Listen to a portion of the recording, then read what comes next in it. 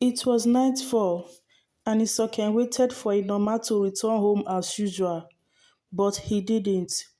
She was awake and worried all through the night, as she didn't know the whereabouts of Inoma. Early morning, as soon as the cock crew, she set out to the village square and palm wine joint in search of him. And right in the village square, she heard whispers from the villagers. Inoma has eloped with another woman, they whispered. Isoken's world shattered. She clung to the hope that it was a misunderstanding, that Enoma would return to her and his children. But days turned into nights. Still, there was no sign of him. She sat by the fire, her gaze fixed on the moon, its silver glow casting shadows on her tear-streaked face. So she decided to pick up the pieces of her life. Isoken worked tirelessly to fend for her children. Sometimes she worked in other people's farms so that her children could eat. And at times when she couldn't work, she goes to the market square with the children to beg for coins and food items.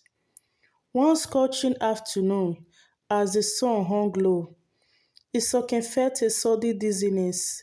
She collapsed beneath the shade of mango tree after working tirelessly in the farm.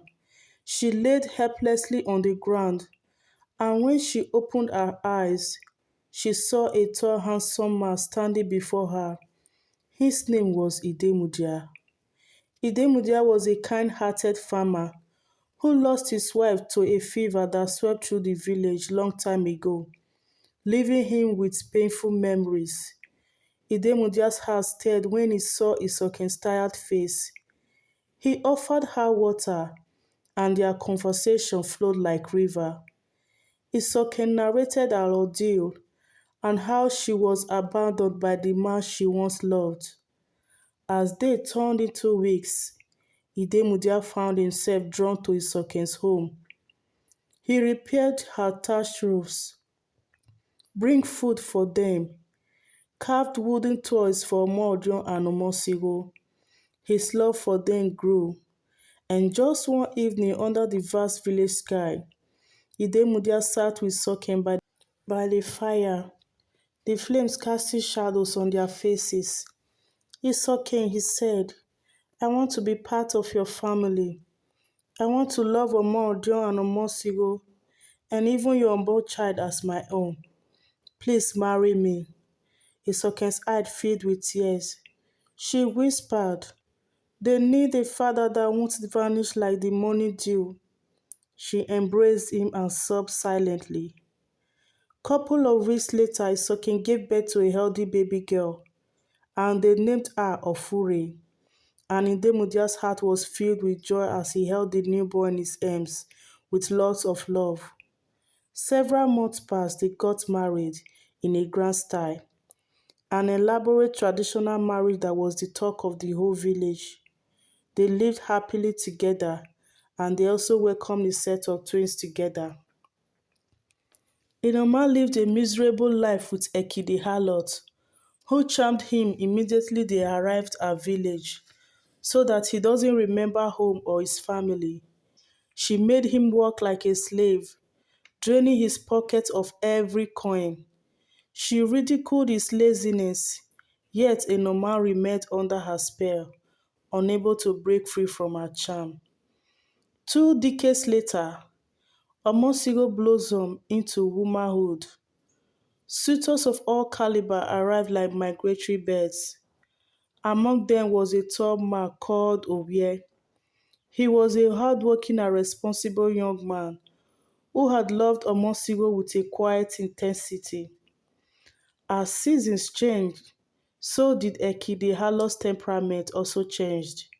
She grew tired of Enoma's presence, her eyes narrowing whenever he entered their modest hut. So one day she handed Enoma a tattered bag and said, go, lazy man, you are nothing but a burden, so I free you today. Take your uselessness elsewhere and never return.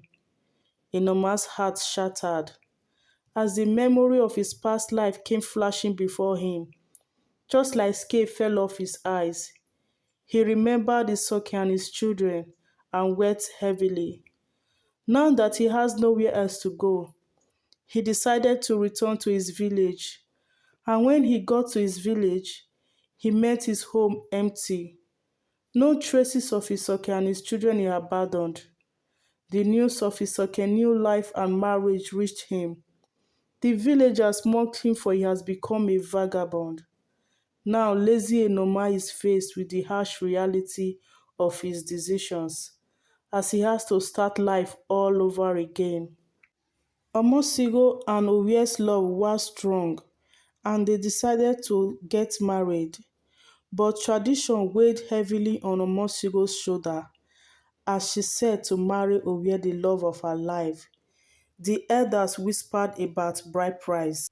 Omosigo's heart clenched as he heard that his father, who had abandoned them to be with another woman, has just returned back to the village. Did Enoma win the battle for acceptance? Was he forgiven? Did he collect Omosigo's bride price as their tradition demands? What about Omorodio and his first son? Watch out for the final episode. And if you enjoy my story, please subscribe to my YouTube channel. Thank you.